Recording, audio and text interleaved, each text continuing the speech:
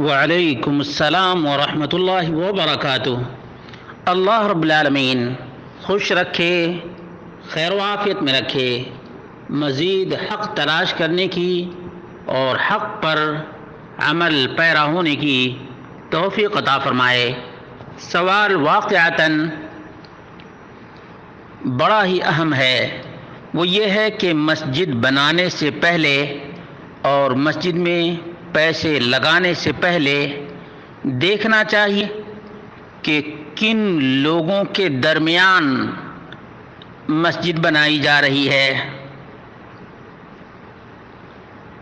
کس مقصد کے تحت یہ مسجد بنائی جا رہی ہے۔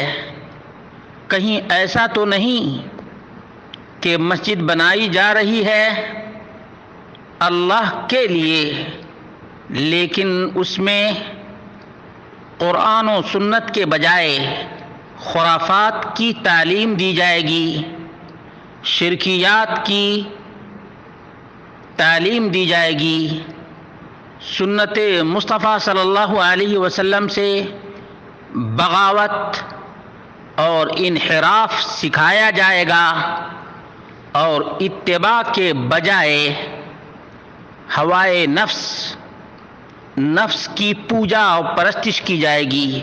یہ دیکھنا واقعتاً بہت ہی ضروری ہے، بلکہ لازم ہے۔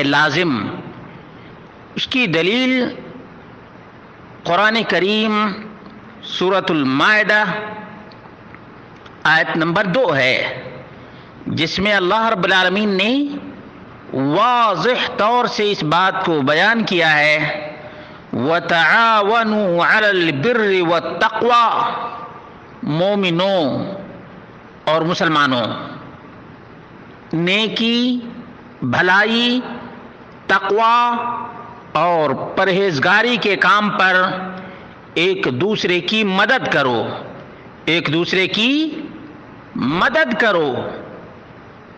تقوی، پرہیزگاری اور نیکی، قرآن و سنت پر مبنی کام ہی نیکی بھلائی ہے۔ اللہ رب العالمین ہی سے ڈر کر خرافات سے بچنا، یہی تقوی ہے۔ تقوی آگے اللہ رب العالمین نے فرمایا وَلَا تَعَاوَنُوا عَلَى الْإِثْمِ وَالْعُدْوَانِ وَاتَّقُوا اللَّهَ، مومنوں گناہ کے کام پر، پاپ اور سرکشی کے کام پر ساتھ نہ دو، ہیلپ نہ کرو اور نہ مدد کرو، اور اللہ رب العالمین سے ڈرتے رہو، اللہ رب العالمین سے ڈرتے رہو۔ اللہ رب العالمین بہت ہی سخت پکڑ کرنے والا اور گرفت کرنے والا ہے، اس لیے مسلمانوں کو مسجد بنانے سے پہلے ایریا دیکھنا چاہیے۔ جو لوگ اس مسجد کے منتظمین ہیں، ان کے عقائد کو جاننا بالکل ضروری ہے، ورنہ ایک آدمی اللہ کی رضا کے لیے مسجد بنانا چاہتا ہے، لیکن جن لوگوں کے ہاتھ میں وہ مسجد ہوتی ہے، اس مسجد کو وہی لوگ خرافات کا اڈا اور شرکیات کا سینٹر بنا دیتے ہیں، شرکیات کا سینٹر بنا دیتے ہیں، یہاں تک کہ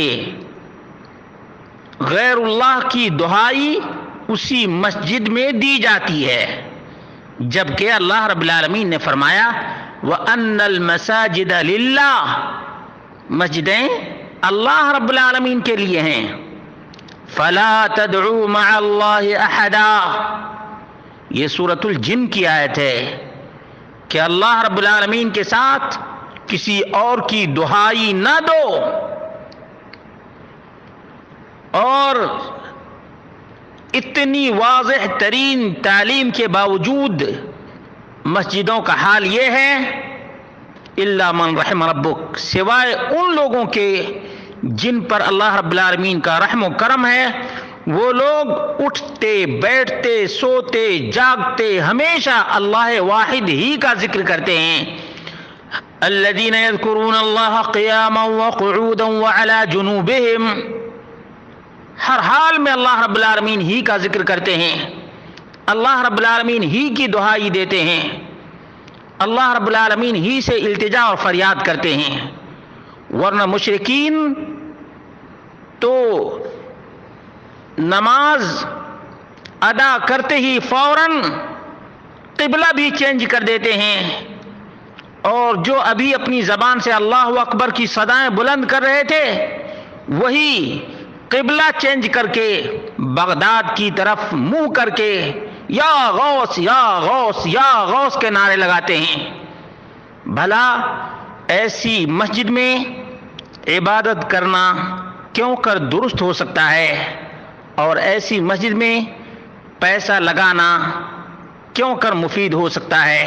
یقین جانیں یہ بہت ہی اہم ترین سوال ہے، اور ان تمام لوگوں کے لیے اس میں بڑی ہی آگاہی ہے جو لوگ جس مسجد میں چاہتے ہیں اس مسجد میں پیسہ لگا دیتے ہیں. ان سے قیامت کے دن سوال ہوگا اور پوچھا جائے گا کہ تم نے اللہ کی رضا کے لیے مسجد میں پیسے لگائے تھے یا ان مردوں کو راضی اور خوش کرنے کے لیے؟ ظاہر سی بات ہے اللہ رب العالمین اچھی طرح سے جانتا ہے، اس کے باوجود بھی بندے سے سوال کرے گا اور پوچھے گا. اس لیے مسلمانوں جہاں تک ہو سکے توحید کا سپورٹ کرو، اہل توحید کا سپورٹ کرو، اللہ واحد ہی کے لیے مسجد تعمیر کرو، کیونکہ اللہ رب العالمین نے فرمایا انما یعمر مساجد اللہ من آمن باللہ والیوم الآخر. جس کا ایمان ہو اللہ پر اور آخرت کے دن پر وہی مسجد کو آباد کرتے ہیں، وہی مسجد کی تعمیر کرتے ہیں. اللہ رب العالمین ہم سب کو توحید پر استقامت عطا فرمائے، اور جہاں کہیں بھی رہیں توحید کے آوازہ کو بلند کرتے رہیں، توحید ہی کی دعوت دیتے رہیں. ہمارا خاتمہ بھی اللہ رب العالمین توحید ہی پر فرمائے.